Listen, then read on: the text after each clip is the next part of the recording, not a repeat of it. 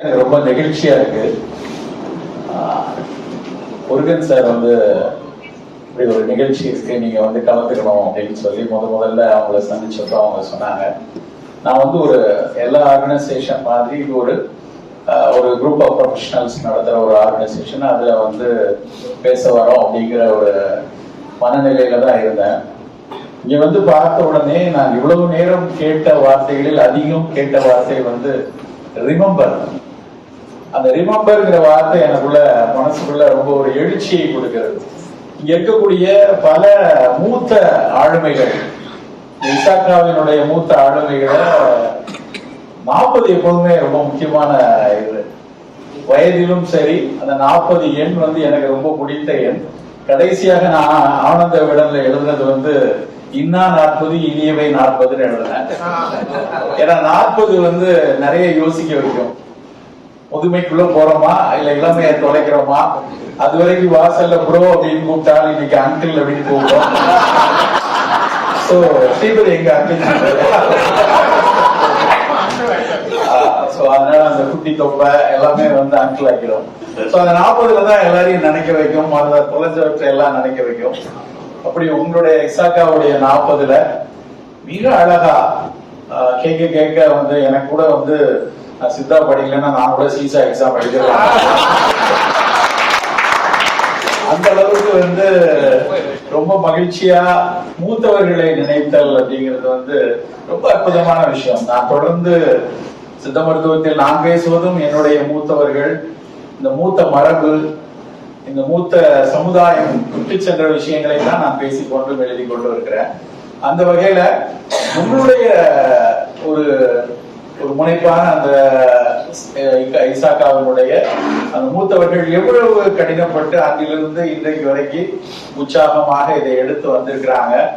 அந்த எடுத்து வந்த விஷயங்கள்ல அவங்களையெல்லாம் நினைவுபடுத்தி அவர்களை எல்லாம் அழைத்து, அதோட ரொம்ப அட்டகாசம் பாலா பண்ணியிருந்த அந்த பவர் பாயிண்ட். நிச்சயமா நான் இதுவரை 20 ஆண்டுகளாக பொதுத்தளத்தில் பேசிக் கொண்டிருக்கிறேன். இப்படி ஒரு அழகான ஒரு மாலையை இன்றுதான் நான் பார்க்கிறேன் பாலாவால.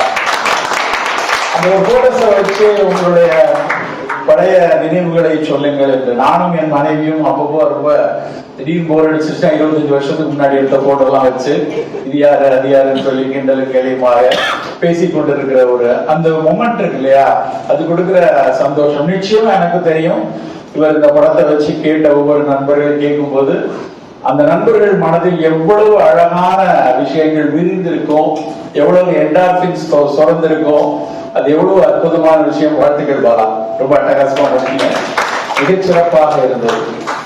நண்பர்களே, இந்த மாலை பொழுதில் என்ன பேசலாம் அப்படின்னு கேட்டப்ப நான் கொடுத்த தலைப்பு இனி நோய் வாராதிருக்க.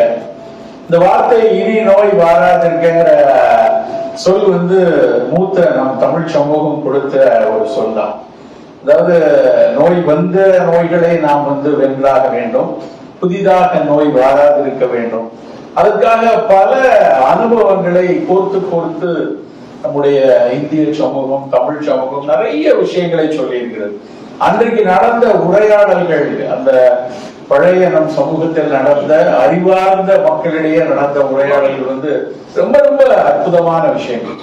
ஒரு மூலையிலும், இந்தியாவினுடைய ஒரு மூலையிலும், உலகினுடைய ஒவ்வொரு மூலையிலும் அவர்கள் நம்முடைய அடுத்த சமூகம் மிகச் சிறப்பா இருக்கணும், அவர்கள் ஆரோக்கியமாக இருக்கணும் அப்படிங்கிறதுக்காக அவர்கள் அதுவரை பெற்ற அனுபவங்களை பதிவு செய்ததாக இருக்கட்டும், அதை டிபேட் பண்ணி அதுல ஒரு கன்சென்சஸ் டெவலப் பண்ணி அதை அடுத்த தலைமுறைக்கு கடத்தியதாக இருக்கட்டும், அதை இன்று படிக்கும் போது, இன்றைக்கு நம்மளுடைய ஆசிரியர்கள் எழுதி அவங்க புத்தகத்தை எடுத்து நம்ம படிக்கும்போது அவ்வளவு ஆச்சரியங்களை கொடுக்கிறது. இவ்வளவு யோசிச்சிருக்காங்களா அப்படின்னு வள்ளுவர்ல இருந்தே ஆரம்பிக்கலாம். மிகினும் குறையினும் நோய் செய்யும் நூலோர் வழி முதலாய 3 மருந்து அப்படின்னு ஒரு சாப்டர் திருக்குறள் தெரியும். ஒவ்வொரு சாப்டர்லயும் 10 பாடல் இருக்கு. ஒரு சாப்டர்ல 10 பாடல். கல்வி அப்படின்னு ஒரு சாப்டர் எடுத்திருக்காங்க, அதிகாரம் எடுத்திருக்காங்கன்னா 10 குறளும் அந்த கல்வியை தொகுத்து ஒரு குறளும் கல்வியை பத்தி இருக்கும். ஒழுக்கம் அப்படின்னா ஒழுக்கத்தினுடைய பல்வேறு கூறுகளை 10 குறளா இருக்கும். மருந்து என்று ஒரு அதிகாரம் எடுக்கிறாங்க. திருக்குறள் எழுதப்பட்ட காலம் இல்லை என்றால் திருக்குறள்ல இல்ல இது ஒரே நேரத்தில் எழுதியிருக்க முடியாதுன்னு டிபேட் பண்றவங்களும் இருக்காங்க. எப்படி எடுத்துக்கொண்டாலும் ஒரு 5ஆம் நூற்றாண்டை விட்டு 3ஆம்ல இருந்து 5ஆம் நூற்றாண்டு இருக்கணும் அப்படிங்கிறது வரலாற்று ஆசிரியர்கள் அதுல இருக்கக்கூடிய சொல்லாடல், அதை குறிப்பிட்டு எழுதிய பிற இலக்கியங்கள், அவற்றையெல்லாம் வச்சு அது 3ஆம்ல இருந்து 5ஆம் நூற்றாண்டுக்குள்ள இருக்கணும் அப்படின்னு ஒரு கருத்து இருக்கு. அப்ப அந்த நூற்றாண்டுல மருந்தை பற்றிய ஒரு பெரிய புரிதல் இருந்திருக்கு.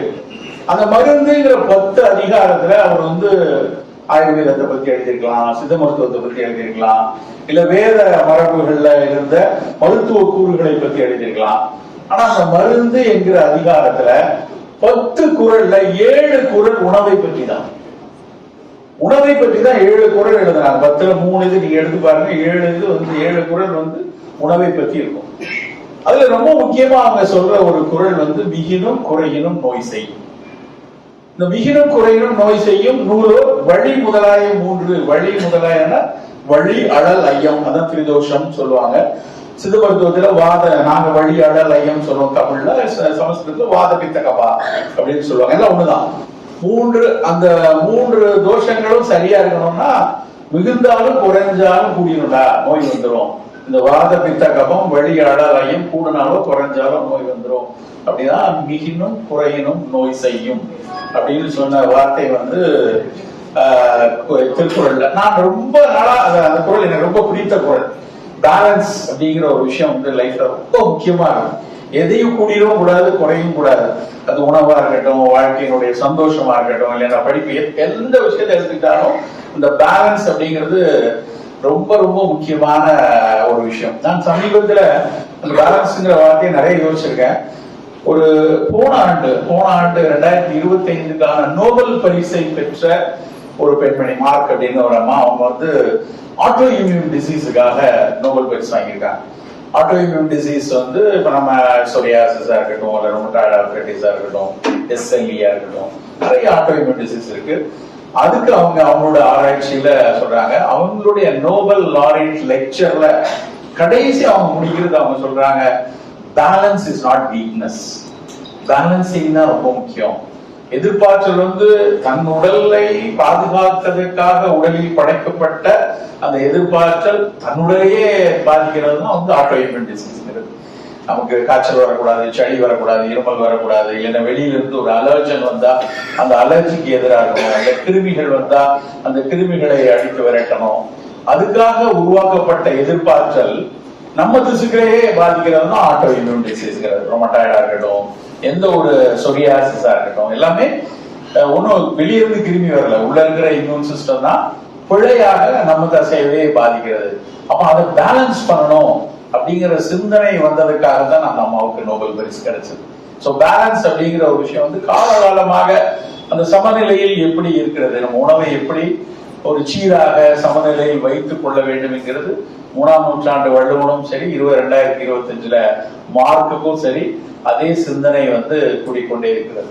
அந்த அடிப்படையில இனிமேல் நோய் வராமல் இருக்கணும்னா நிறைய இடங்கள்ல நம்ம ஒரு சமநிலையில இருக்கணும், நிறைய புரிதல் இருக்க வேண்டிய ஒரு கட்டாயத்தில் இருக்கணும். நோய் வந்ததுக்கு அப்புறம் அதுக்கான சிகிச்சையில நிறைய விஷயங்கள் இன்னைக்கு வளர்ந்துருக்கோம்.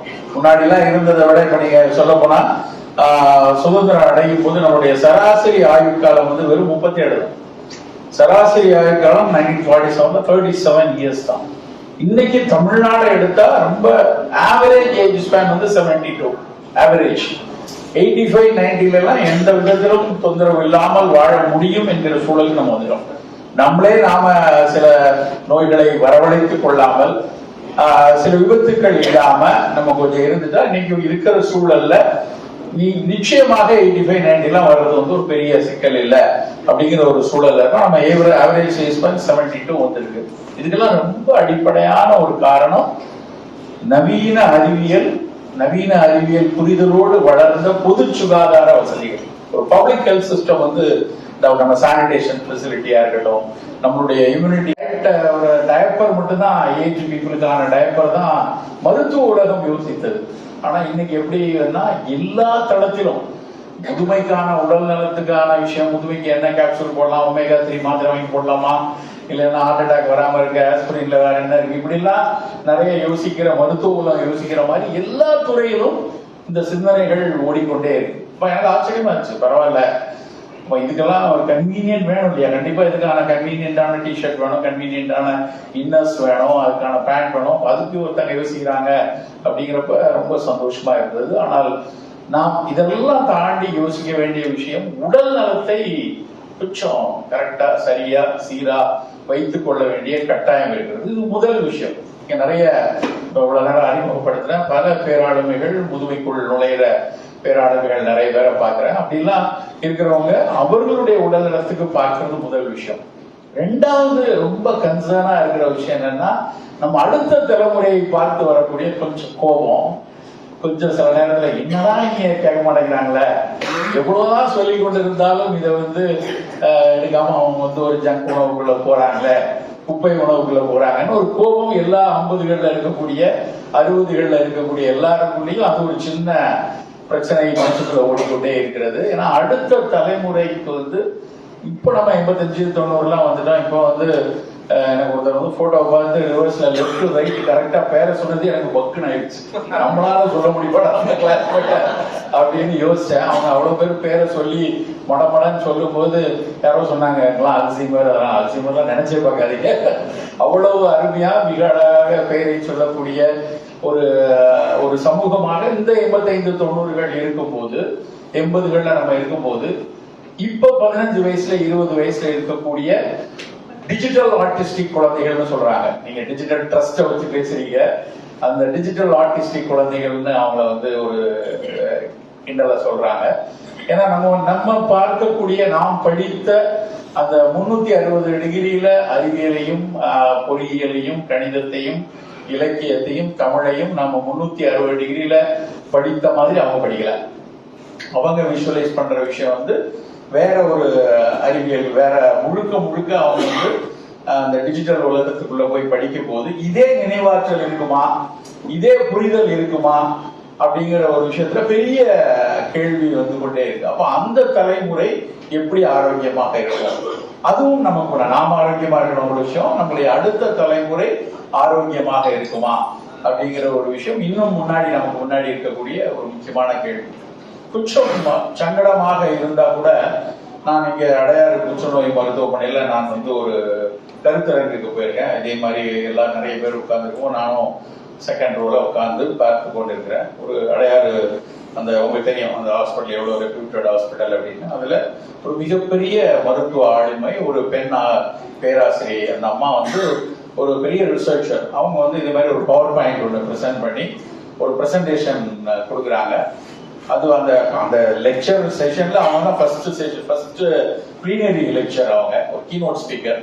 அவங்க பேசும்போது நான் ஃபர்ஸ்ட் உட்கார்ந்துருக்கும் போது அதை கவனித்துக் கொண்டிருக்கிறேன். முதல் ஸ்லைடு அவங்க போட்ட ஃபர்ஸ்ட் ஸ்லைடு எனக்கு கொஞ்சம் ஒரு மாதிரி ஷேக்கி ஆயிடுச்சு. அது கேட்டதுக்கு அப்புறம் அது நடந்து கிட்டத்தட்ட 16-17 வருஷம் நான் பேச ஆரம்பித்தது, பொது தளத்தில் போய் நிறைய பேச ஆரம்பிச்சதுக்கு அந்த லெக்சரும் அந்த ஸ்லைடும் ரொம்ப ரொம்ப முக்கியமான காரணம். அந்த அம்மா அந்த ஸ்லைடை போட்டுட்டு ஒரு வார்த்தையை சொன்னாங்க. அவங்க ஒரு இலக்கிய பேச்சாளரோ இல்ல ஒரு எழுத்தாளரோ இல்லைன்னா ஒரு நாவல் எழுதுற புதினம் எழுதுறவங்க கிடையாது. அவங்க சயின்டிஸ்ட். அவங்க she talks from her data and science. அதை வச்சுட்டு ஃபர்ஸ்ட் ஸ்லைடை போட்டுட்டு அந்த குரூப்பை பூரா பார்த்து, அந்த குரூப்ல நிறைய பேர் உட்காந்துருக்கவங்கள எல்லாரும் பெரும்பாலும் 45-50 வயசுல இருக்கவங்க இருக்காங்க. நிறைய டாக்டர்ஸ், நிறைய நர்சஸ், நிறைய கேன்சர் சர்வைவர்ஸ், நிறைய பேர் கேன்சருக்காக கீமோ எடுத்துட்டு இருக்கவங்க, ரேடியேஷன் எடுத்துருக்கவங்க எல்லாம் உட்காந்துருக்கோம். அவங்கள பார்த்து அவங்க ரொம்ப சிம்பிளா எல்லாரையும் பார்த்து சொல்றாங்க, this is the only unfortunate generation. This is the only unfortunate generation. Those who are going to see their own children's death on their lifetime only. பக்கனாயிடுச்சு நெஞ்சில. இந்த ஒரு தலைமுறை தான் தன் அடுத்த தலைமுறையின் மரணத்தை அருகிலிருந்து பார்க்க போகிற துரதிருஷ்டவசமான தலைமுறை. நீங்கெல்லாம் 70-80 போயிருவீங்க. ஆனா உங்க குழந்தைங்க 50-60கள்ல எவ்வளவு சிக்கல்களை சந்திப்பாங்க, மருத்துவ சவால்களை சந்திப்பாங்க. நீங்க சந்திக்காத மருத்துவ சவால்களை அவர்கள் சந்திப்பாங்க. கொஞ்சம் கவனமா இருக்கணும் அப்படின்னு சொல்லி அவங்க அவ்வளவு டேட்டா, அவங்க சொன்னதெல்லாம் நம்பர்ஸ், அவங்க நம்பரை வச்சு அந்த நம்பர்ஸ் வச்சு அதுக்கப்புறம் அவங்க எபிடமாலஜிக்கலா அதனுடைய சிக்னிஃபிகன்ஸ் வச்செல்லாம் எல்லாத்தையும் எக்ஸ்பிளைன் பண்ணாங்க. But I couldn't able to connect with her because of the word what she had told. அப்படியே உருக்கிடுச்சு எனக்கு. என்னன்னா இப்படி சொல்றாங்க, எவ்வளவு கஷ்டமா இருக்கும் அப்படின்னு சொல்லி அதுக்கப்புறம் லெக்சர் முடிஞ்சதுக்கு அப்புறமா அவங்கள்ட்ட நிறைய கேட்கிற டேட்டாலாம் கேட்கிறோம். சொல்றாங்க, எஸ் இன்னைக்கு 25 to 45 இருக்கக்கூடிய பாப்புலேஷன்ல 15% வந்து நோன் டயபெட்டிக்கா இருக்காங்க, 20-25% வந்து ஐஜிடி இம்பேர்டு குளுக்கோஸ் டாலரன்ஸ்ல இருக்காங்க. when they become another 30 yearsல இவங்களுக்கு என்னெல்லாம் கான்சிக்வன்சஸ் இருக்கும் அப்படின்னு எக்ஸ்பிளைன் பண்ணும்போது ரியலி பாதரிங் மச். இவ்வளவு சிக்கல் இருக்கும். அதே நேரத்துல என்விரான்மெண்ட் எப்படி இருக்கும், ஈகோ சிஸ்டம் எப்படி இருக்கும், நம்மளுடைய வெளியே இருக்கக்கூடிய உணவு எப்படி இருக்கும், சூழல் எப்படி இருக்கும், இதெல்லாம் ஒன்னொன்னா சொல்ல சொல்ல what she had told is really right. நிச்சயமா அப்ப கொஞ்சம் கவனமா இருக்கணும்.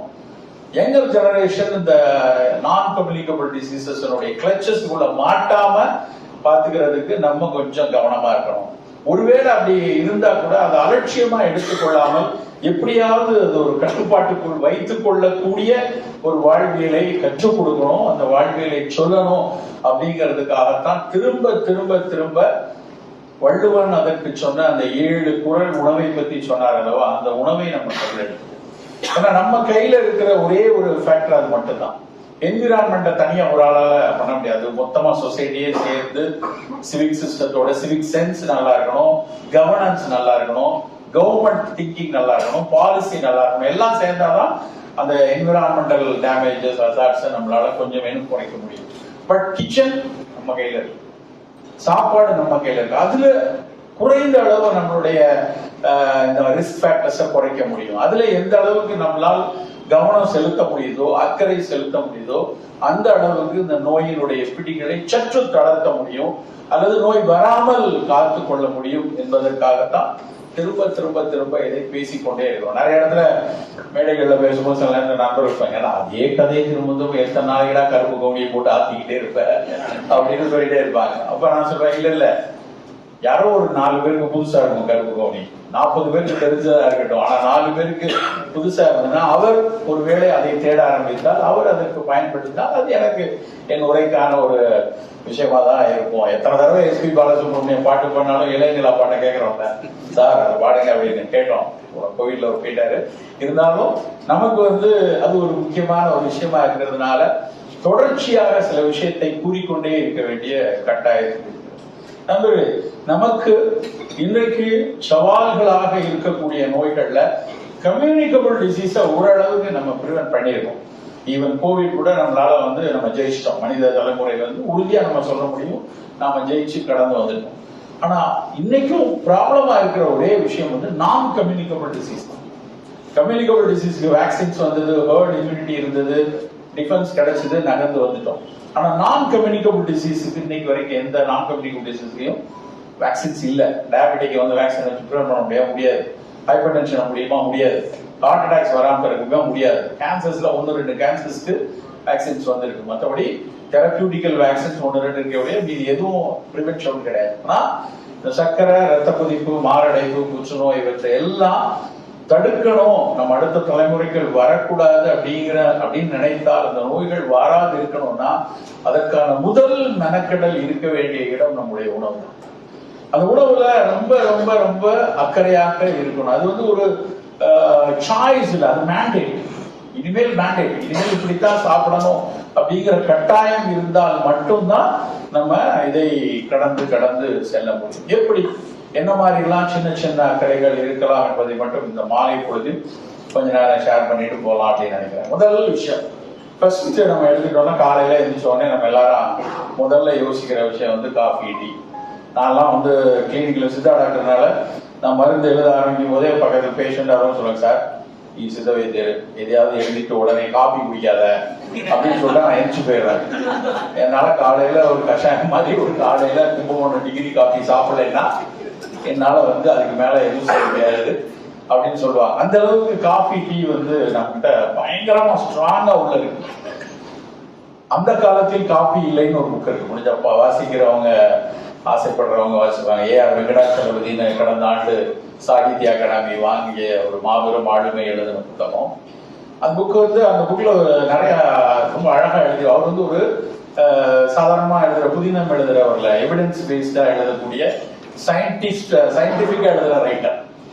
அவர் எழுதிப்பாரு, அந்த காலத்துல வந்து காஃபி வந்தப்ப, காஃபி டீ வந்தப்ப போஸ்டர் ஓட்டியிருக்காங்க வெளியே. காங்கிரஸ் கூட்டங்கள் நடக்கும், சுதந்திர கூட்டங்கள் நடக்கும். அந்த கூட்டங்களில் கண்டிப்பாக காஃபி, டீ போன்ற லாகிரி வஸ்துக்கள் வழங்கப்பட மாட்டாது அப்படின்னு போட்டு இன்விடேஷன் அனுப்பியிருக்காங்க. அந்த போஸ்டர் அவர் போட்டோ எடுத்து போட்டுருப்பாரு. இங்கெல்லாம் நான் காஃபி டீ கொடுக்க மாட்டோமா, தைரியமா வரலாம் மீட்டிங்கு அப்படின்னு சொல்லி அழைத்திருக்கிற ஒரு சமூகமாக நம்ம இருந்தோம். நான் இன்னைக்கு நிலைமை அப்படி இருக்கா? கண்டிப்பா வெல்கம் ட்ரிங்க்ல டீ இருந்திருப்பேன் தான் தெரியல. அப்படி வந்து நம்ம நன்னாரி சார் சூப்பர், அதான் இசாக்கா சூப்பரா இருக்கு. சோ ஒரு அந்த அளவுக்கு நம்ம வந்து ஒரு அடிமைக்குள்ள போயிட்டோம். டீ காஃபிங்கிறது வந்து நம்மளால பிரிக்க முடியாது. இது ஒரு சங்க இலக்கியத்துல இந்த ஆத்தெல்லாம் ஆத்திட்டு இல்ல. ஆனா இன்னைக்கு நம்ம அதை விட்டு பிரிய முடியாத அளவுக்கு நமக்கு அடிமைப்பட்டிருக்கோம். அது முடியாதுங்கிற அளவுக்கு வந்துச்சு. அப்ப அப்பெல்லாம் எதுவும் புரியலையா? முன்னாடி இருந்தவங்க ஏதாவது சாப்பிட்டுருக்காங்களா அப்படின்னு பார்த்தா கண்டிப்பாக குடிச்சிருக்கிறார்கள். அவங்க அன்னைக்கு குடிச்சதுக்கு குடிநீர் அப்படின்னு பேர்ல இலக்கியமா இருக்கு. உங்களுக்கு எல்லாம் தெரிஞ்ச விஷயமா இருக்கும். நிலவேம்பு குடிநீர், கபசுர குடிநீர். அதுக்காக நிலவேம்பு குடிநீர், கபசுர குடிநீர் எல்லாரும் குடிச்சிட்டு இல்ல. அவங்க அன்றைக்கு காலையில் குடித்த விஷயமாக இல்ல ஒரு சோர்வு இருக்கும் போது குடிச்ச விஷயமா பார்த்தா கரிசலாங்கண்ணியை டீ போட்டு குடிச்சிருக்காங்க. தேரன் குடிநீர் அப்படின்னு நாங்க படிப்போம் சித்த மருத்துவத்துல. தேரன் வந்து என்னெல்லாம் அந்த காலத்துல டீ மாதிரி குடிச்சாங்கிறதெல்லாம் எழுதி தொகுத்து வச்சிருக்காங்க. அதுல ஒண்ணு வந்து கரிசாலை தேநீர். கரிசாலை குடிநீர், தேநீர்ங்கிற வார்த்தை போடுது. கரிசாலை குடினா கரிசலாங்கண்ணி கீரைய அவங்க வந்து வெறுமனை ஒரே இதே மாதிரி ஒரு கஷாயம் ஒரு மாதிரி போட்டு அதுல வெள்ளத்தை வச்சோ தேன் போட்டோ குடித்திருக்கிறார்கள். முசு முசுக்கை அப்படின்னு ஒரு தாவரம். அந்த முசு முசுக்கைங்கிற அந்த பிளான்ட்டை சளி இரும்பெல்லாம் இருக்கிறவங்க முசு முசுக்கையோ கரிசலாங்கண்ணியோ தான் குடிநீரா குடிச்சிருக்காங்க. இந்த கரிசலாங்கண்ணிக்கு பேரே வந்து தேகராஜன், இன்னொரு பேர் வந்து தேகராஜன். இருக்கிற தாவரங்களே கையெடுத்து கும்பிடணும் அப்படின்னா அது கரிசலாங்கண்ணின்னு வள்ளலார் சொல்லுவார். அவ்வளவு முக்கியமான ஒரு தாவரம். அந்த பிளான்ட்டை பத்தி ரிசர்ச், ஏகப்பட்ட ரிசர்ச் இருக்கு. ஒரு பாடல் எனக்கு டக்குங்க ஞாபகம். தேகரா சச்சுரதம் தில்லிய நேர்நே கூட்டி பாகமுற காய்ச்சி பருகுவா காகமுனும் சளி தீரும் காணே அப்படின்னு ஒரு பாட்டு. தேகரா சச்சுரதம் தில்லிய நேர்நே கூட்டினா தேகராஜன் என்கிற கரிசலாங்கண்ணியும், தில்லுனா எள்ளு, இந்த எள்ள நல்லெண்ணையும் சேர்த்து காய்ச்சி வச்ச ஒரு கரிசலாங்கண்ணி தைலத்தை ஒரு ஸ்பூன் குடிச்சேன்னா காகமுனும் சளி தீரும் காணே. இருவி கல்லு இருவி துப்புனா அந்த செடி ரொம்ப கட்டியா வந்து விழுந்ததுன்னு வைங்களேன், பச்சை கலர்ல வந்து விழுந்தா காக்கா வந்து அதை சாப்பிடும். ஏன்னா அது அவ்வளவு புரோட்டீன், அது முழுக்க புரோட்டீன் தான். காகம் உணும் செடி, காக்கா வந்து தூக்கிட்டு போற செடி துண்டா வந்து விழுதுன்னா that means you have chronic பிராங்கைட்டிஸோ இல்ல ஒரு அட்டோபிக் பிராங்கைட்டிஸோ இல்ல ஒரு நிமோனிட்டிக் கன்சல்டேஷன் இருந்தா தான் அவ்வளவு செடி வரும். அப்படி வர்றதுக்கு கூட கரிசலாங்கண்ணி சிறப்பாக இருந்தது அப்படின்னு அந்த காலத்துல அதை வந்து போற்றி இருக்காங்க. ஆனா இன்னைக்கு நம்ம என்ன பண்றோம் தெரியுமா? நான் ஒரு டப்பாவை பார்த்தேன், எனக்கு அழுகியே வந்துருச்சு. அந்த டப்பா வந்து வீடிசைடுன்னு கேள்விப்பட்டிருப்பீங்க. களை கொல்லி அப்படின்னு விவசாயத்துல களையை கொல்றதுக்கு வந்து தெளிப்பாங்க. அதெல்லாம் டன் டன்னா நம்ம ஊர்ல லட்சம் டன்கள்ல விற்பனையாகி கொண்டிருக்கக்கூடிய அந்த வீடிசைடு, அந்த வீடிசைடுடைய பாட்டில்ல, களைக்கொல்லி பாட்டில்ல போட்டிருக்கான், இட் வில் கில் யூக்கலிப்டா ஆல்பா. நெல் வயல்ல களையாக வளர்வதுதான் கரிசலாங்கண்ணி. அந்த கரிசலாங்கண்ணியை கொல்றதுக்கு இதை பயன்படுத்துறா இன்னைக்கு இருக்கக்கூடியது. ஆனா நம்ம தேகராஜன் அப்படின்னு சொல்லி அந்த கரிசலாங்கண்ணிய தொழுது வணங்கி சாப்பிட்டு கொண்டிருந்த காலத்தில இருந்து இல்ல நமக்கு நெல் மட்டும் போதும், இதெல்லாம் போட்டுருக்கா அப்படிங்கிற வீடிசைடுன்னு போட்டுருக்கோம். இன்னொரு முக்கியமான விஷயம் என்னன்னா, இந்த வீடிசைடுன்னு சொல்லக்கூடிய கிளைபோசைட், அதனுடைய கெமிக்கல் பெயர் வந்து கிளைபோசைட். ஒரு 15 வருடத்துக்கு முன்னாடி அந்த உலக சுகாதார நிறுவனத்தினுடைய புற்றுநோய்களை உருவாக்கக்கூடிய காரணிகளுக்கு ஒரு பட்டியல் இருக்கு. அவன் வந்து class 1 carcinogen, class 2 carcinogen, class 3 மூணா பிரிப்பான். கிளாஸ் 1 கார்சினோஜன் தான் ஸ்மோக். அதுல ஸ்மோக் மாதிரி மெத்தனால் மாதிரி நிக்கோட்டின், மெத்தனால், எத்தனால் எல்லாம் அதுல வரும். அது class 1. Definitely it will give a cancers. Class 2 வந்து ப்ராபபிள் பாசிபிள் கார்சினோஜன் வாங்க. அந்த ப்ராபபிள் பாசிபிள் கார்சினோஜன்ல இந்த கிளைபோசேட்ங்கிற வீடிசைட் களைக்கொல்லி இருக்கு. இதை கண்டுபிடிச்ச உடனே ஒட்டுமொத்த யூரோப்பியன் யூனியன்ல இருந்த அத்தனை கண்ட்ரிஸ், அன்னைக்கு 30 கண்ட்ரி இல்ல, அன்னைக்கு 20 கண்ட்ரி வந்துச்சு. யூரோப்பியன் யூனியன்ல அவ்வளவு கண்ட்ரி அதை பேன் பண்ணி யூரோப்ல இருந்தே தூக்கிட்டு போயிடு, மீதி இருக்கிற பாட்டில் எல்லாம் எடுத்துட்டு போயிரு அப்படின்னு சொல்லி 20 வருஷமா அங்க வீடிசைட் கிடையாது. நீங்க இந்த ஊரை சென்னையை தாண்டி இந்த பக்கம் திருவள்ளூர்லயே இந்த பக்கம் மகாபலிபுரம் இல்ல நம்மளுடைய செங்கல்பட்டு போனீங்கன்னா ஒரு ஊர்லயும் குறைந்தபட்சம் 1000 to 1500 மெட்ரிக் டன் பயன்படுத்துறாங்க VDC. அதனாலதான் நமக்கு வந்து குவியுது கேன்சர் ஹாஸ்பிட்டல்ஸ்ல கூட்டம். எதுக்கு சொல்ல வரேன்னா, ஒரு காலத்தில் கரிசலாங்கண்ணியை தேநீரா போட்டு குடித்த நம்ம இன்னைக்கு கரிசலாங்கண்ணியை கொண்டுட்டு நாம போய் அடையாறு ஹாஸ்பிட்டல குத்து வச்சு பாருவோம். இதுதான் அந்த சேஞ்சுக்கான ஒரு முக்கியமான ஒரு காரணம். நண்பர்களை, காலையில எடுக்கக்கூடிய பானம் வந்து சரி, காஃபி குடிக்குமா வாரத்துக்கு ஒரு நாளோ 2 நாளோ எடுத்துக்கலாம், டீ குடிக்குமா 2 நாள் எடுத்துக்கலாம். ஒரு 5 நாள் 2 நாள் இதை எடுத்து மீதி 5 நாள் நம்முடைய காஃபியோ டீயோ ஒரு ஃபங்க்ஷனல் பிவரேஜா இருக்கு. It need not to be only with tea leaves or coffee leaves. அதை தாண்டி ஒரு நாள் நெல்லிக்காய் தேநீர் குடிக்கலாம். குடிச்சு பாருங்க. ஒரே ஒரு நாள் வெறும் நெல்லிக்காய் பொடிய ஒரு ஸ்பூன் அதே டிகாக்ஷன் டம்ளர்ல போட்டு அதே கொதிக்கிற வெந்நி அதுல ஊத்தி மூடி வச்சுட்டு அதுல இறங்குற அந்த நெல்லிக்காய் டிகாக்ஷனை கொஞ்சம் போல தேன் விட்டு வெந்நீர் விட்டு குடித்து பாருங்கள். அதனுடைய சுவை நான் சொன்ன குடிச்சு பார்த்தாலும் தெரியும், அவ்வளவு டேஸ்டா இருக்கும். சூடா குடிச்சு பார்த்தா.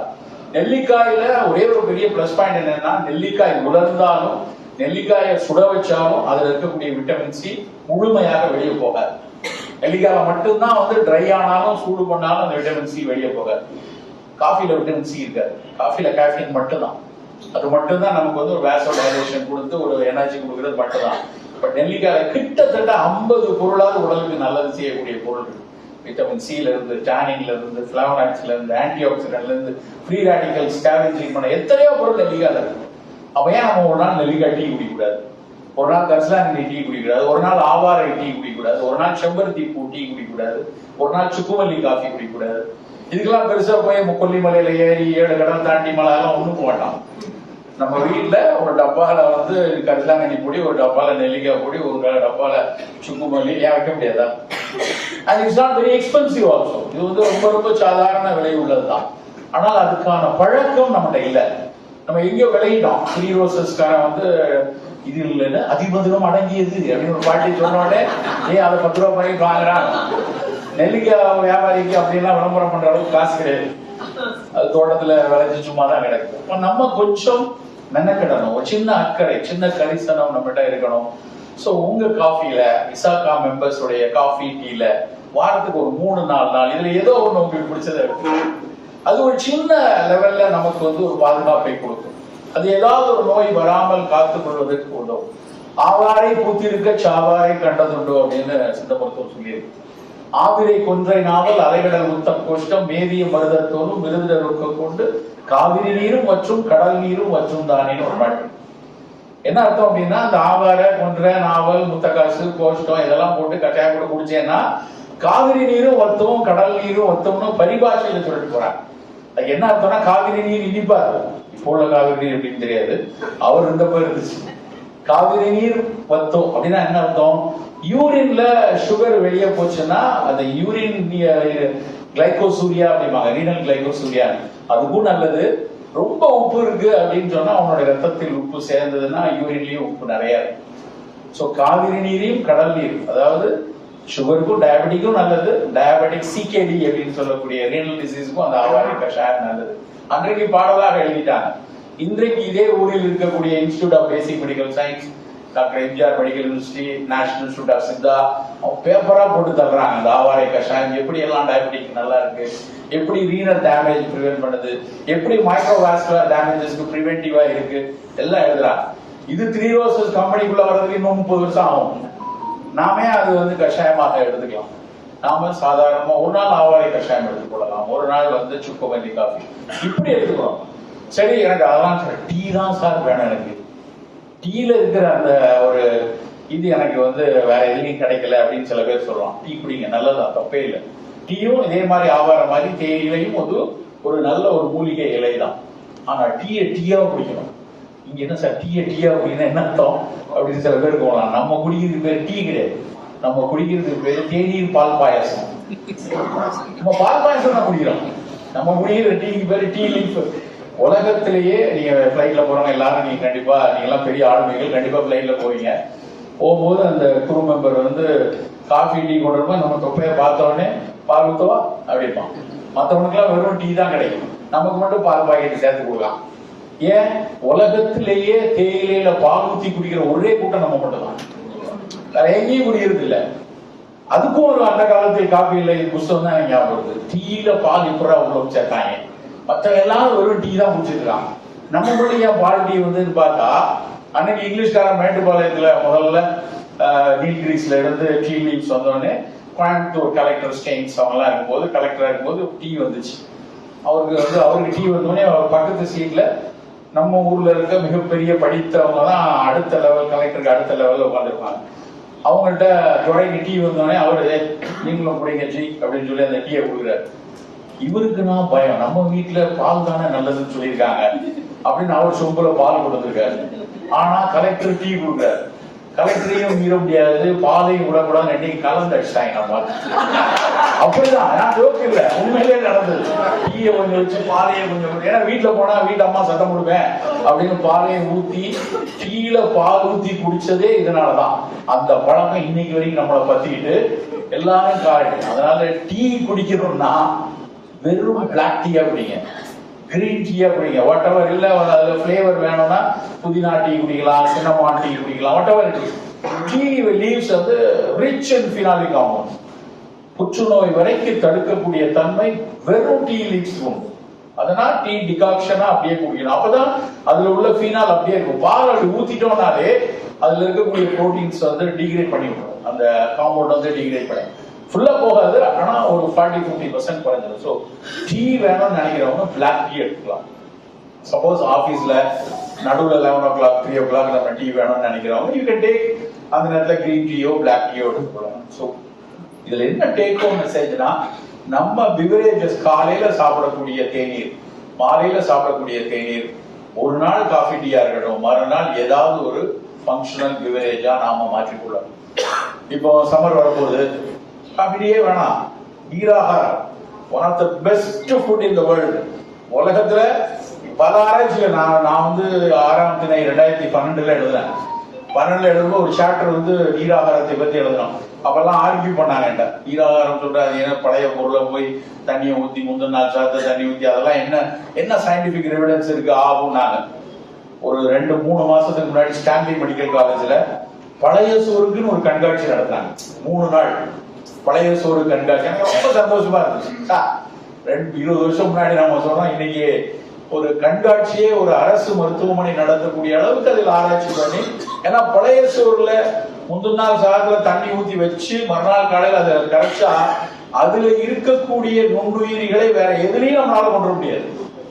யூ cannot able to, நீங்க வேற எங்கேயாவது போய் ட்ரை பேத்தோஜன்ஸை வாங்கி ட்ரை மைக்ரோப்ஸை வாங்கி கலந்து ப்ரோபயோட்டிக் பண்ணவே முடியல.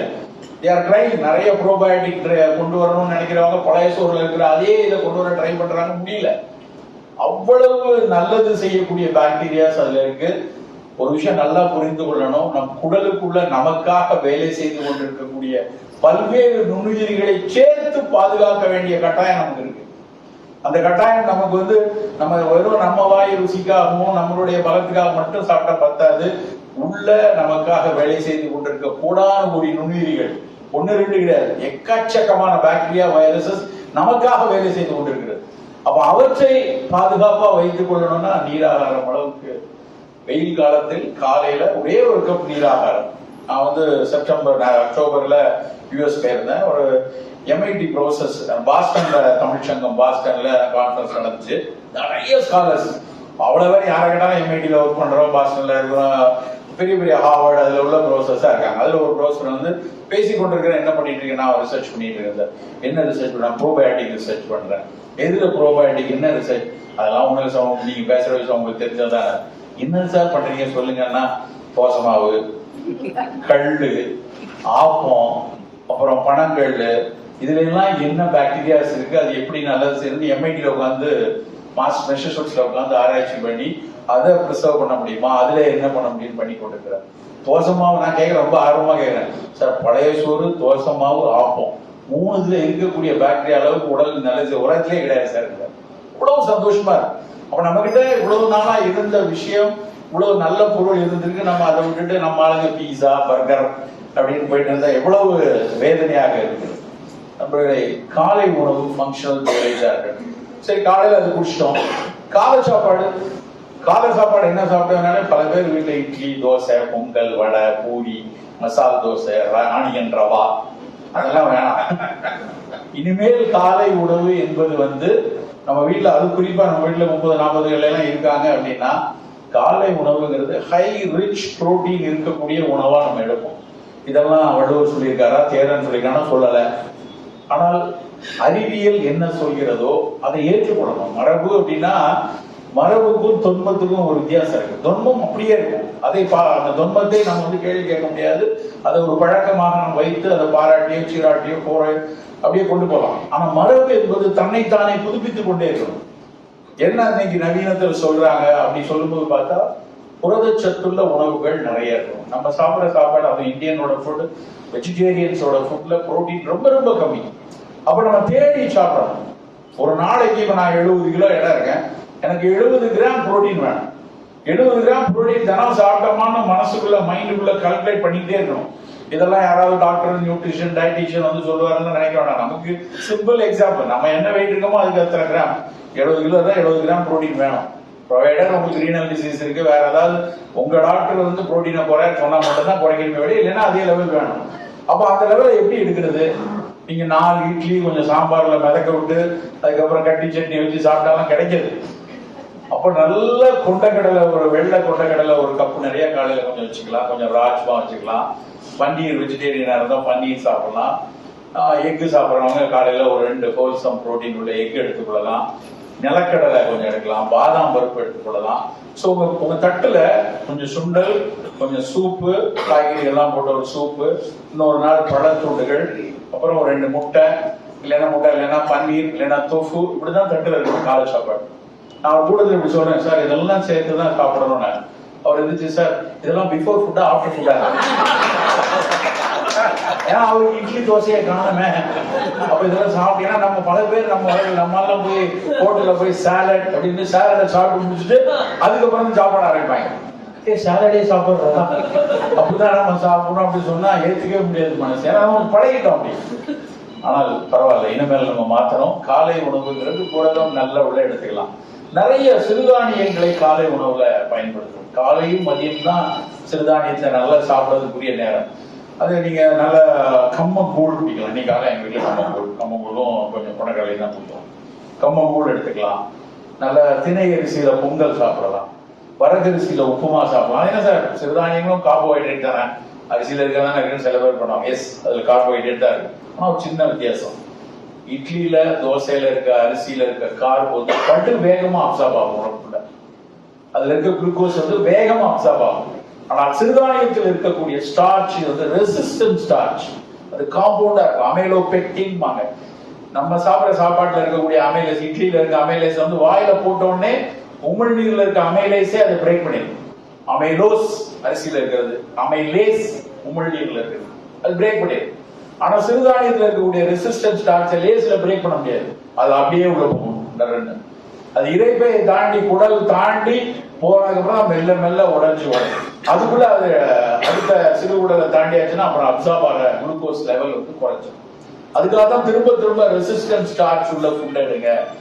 இப்ப நிச்சயமா என்னால சொல்ல முடியும், 150 பேர் இருக்கீங்கன்னா கண்ணை மூடி எழுதி எந்த டெஸ்டும் பார்க்காம சொல்ல முடியும், ஒரு 50 பேர் டயபெட்டிக், 75 பேர் டயபெட்டிக், மீதி இருக்க டயபெட்டிக் வந்துருமோ அப்படின்னு பயத்துல இருக்காங்க. அப்படிதான் இருக்கும். கண்டிப்பா நம்ம ஊர் அப்படிதான் இருக்கு.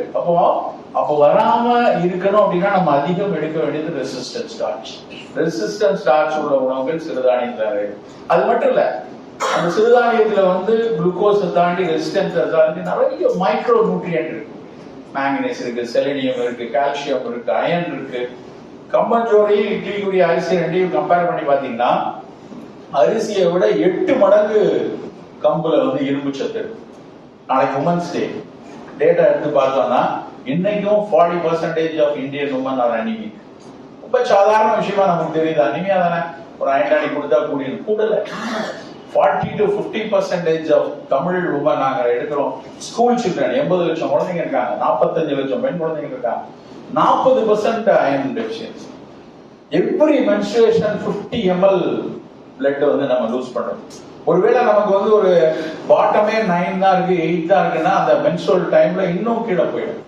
அப்ப அதுல இருக்கக்கூடிய சோர்வு, அதுல இருக்க களைப்பு, இன்னைக்கு இருக்கிற காம்படிட்டிவ் வேர்ல்டுல ஒரு கிளாஸை கூட மிஸ் பண்ண முடியாது, ஒரு ட்ரைனிங்கை கூட மிஸ் பண்ண முடியாது, ரெஸ்ட் எடுக்க முடியாது அப்படிங்கிற ஒரு சூழல்ல if they are iron level is dipping அப்படின்னா அவங்களால கிராஸ் பண்றது குறையும். சோ அதனால கண்டிப்பா முக்கியமா பெண் குழந்தைகள் இருக்க வீட்டுல கம்மங்கூழ், கேழ்வரகு கண்டிப்பா இருக்கும். சிறுதானியங்களை அப்படி ஒரு உணவை எடுத்துக்கொள்ளலாம்.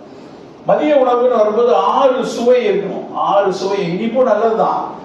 ஆனா ஆசார கோவைங்கிற தமிழ் நூல்ல முதல் தலை தித்திப்பு கடை கைப்போனா முதல்ல இனிப்பு தான் கொடுக்கணும். அவன் தலை தித்திப்புன்னு சொன்னது பழங்களை முதல்ல சாப்பிடுன்னு சொன்னது. நம்மால் ஜாங்கிரி வைக்கிறாங்க, மைசூர் பாவச்சு நாங்க ஃபர்ஸ்ட் இனிப்பு தானே சாப்பிடுவோம். அது இல்ல, இனிப்பு அப்படின்னா தித்திப்பான பழங்கள் முதல்ல நல்ல கொய்யா, மாதுளை, பப்பாளின்னு பழங்கள் சாப்பிடணும். இங்கிலீஷ்காரன் வந்து நம்மள வந்து அந்த டெசர்ட் ஆக்கி பழத்தை கொண்டு போய் கடைசியில போடுறாங்க. பழங்கள் முதல்ல பிரதான உணவு, ஃபர்ஸ்ட் ஃப்ரூட்ஸ் எடுத்து சாப்பிட்டுட்டு அதுக்கப்புறம் மீதி இருக்கிற இடத்துல தான் நீங்க காய்கறி, கீரை, சாப்பாடுன்னு சாப்பிடணும். அப்படி நம்ம சாப்பிட்ற உணவுல 6 சுவை இருக்கா. இனிப்புக்கு பழங்கள் சாப்பிடுவோம், உப்பு மிக மிக குறைவா எடுத்துக்கொள்வோம், அதிகமா எடுக்க வேண்டியது கசப்பும் துவர்ப்பும் தான். நல்லா யோசிச்சு பாருங்களேன். இன்னைக்கு சனிக்கிழமையா, போன சனிக்கிழமை வந்து இந்த சனிக்கிழமை வரைக்கும் நம்மள எத்தனை பேர் தினம் கசப்பு சாப்பிடுவோம்? நிச்சயமா இருக்காது. தினம் உப்பு சாப்பிடுறோமா? கண்டிப்பா இருக்கும். கொஞ்சமாவது உப்பு இல்லாம இருக்காது. ஆனா தினம் கசப்பு இருக்காது. கசப்பா பாவக்காய வச்சா கூட எங்க வீட்டுல பாவக்காவை ஜாங்கிரி மாதிரி ஆக்கிடுவோம் அப்படின்னு எண்ணெயை போட்டு வதக்கி வெள்ளத்தை அதுல போட்டு கசப்பே தெரியாம நான் ஆக்கிடுவோம். முட்டாள்தான். கசப்பு சுவையா கசப்பா தான் இருக்கணும். அது அந்த சுவை தெரியணும். அதுக்குள்ள கொண்டு வெள்ளத்தை போட்டு அதுல கொண்டு போய் எண்ணெயை வதச்சு நல்ல பாவக்காய்.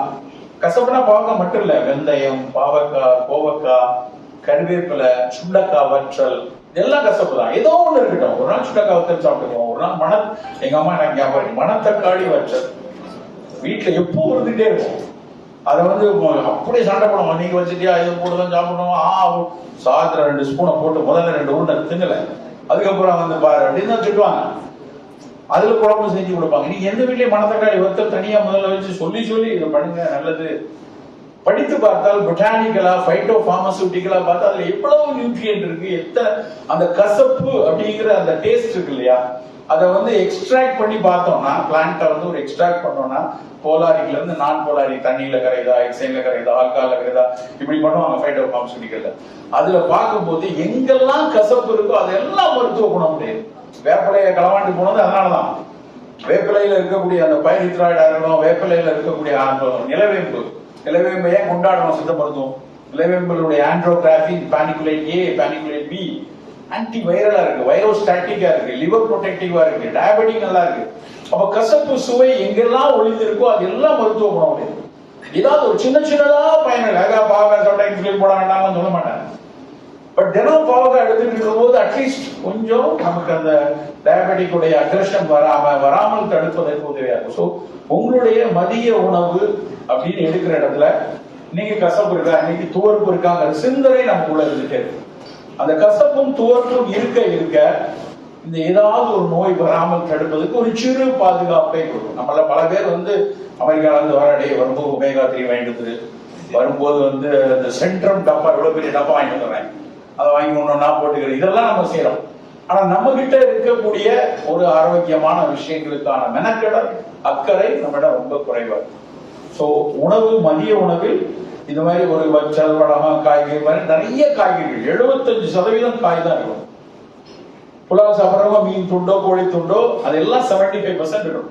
25% தான் ரைஸ், சோறு இன்டூடு தான் இருக்கும். நம்ம மலை மாதிரி சோறை குமிச்சு மேல சாம்பாரை விட்டு வரட்டி அதெல்லாம் வேணாம்.